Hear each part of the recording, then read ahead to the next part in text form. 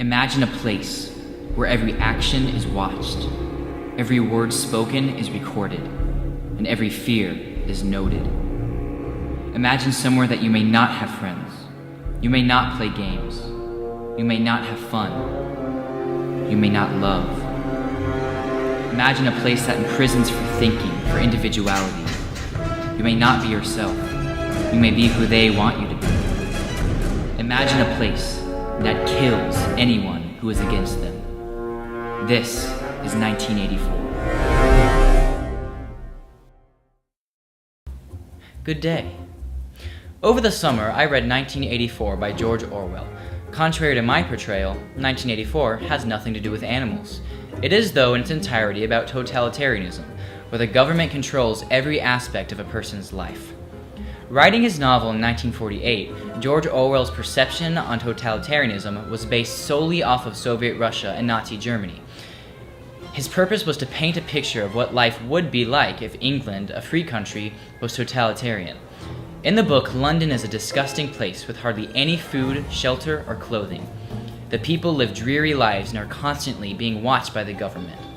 There are cameras, microphones, and posters everywhere saying, "Big Brother is watching you," which establishes fear in the hearts of the citizens. You're never allowed to turn off your TV at home, which only displays government programming such as news and propaganda. There is an unending list of things you are not allowed to do in this society.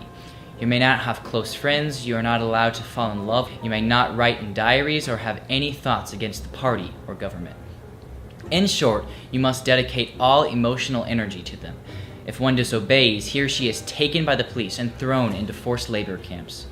It is nearly impossible to think your own thoughts because you are constantly being inundated with propaganda. The book's main character is Winston Smith, who lives a horribly dreary life with no friends. Working for the government, he can see everything that's going on behind the scenes, and therefore develops a deeply rooted hate for the party. However, he cannot share his feelings with anyone because they could be a thought police or someone who secretly works for the government.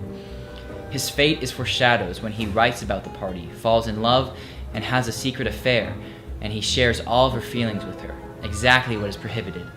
I'm not going to spoil the book, but you get the point. 1984 is more than a fictitious novel. It is a warning. Orwell feared that this was a society that would soon come to pass in his democratic homeland. It was a call of action to encourage people to think for themselves and not to give in to the government or their power to their lives. Currently, it has become increasingly relevant in the light of the NSA scandals. On August 4th, declared 1984 Day, many people protested the NSA's unconstitutional surveillance and related it to the society in the book.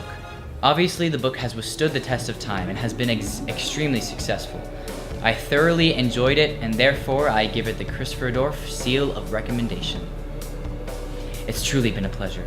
Thank you, and happy reading.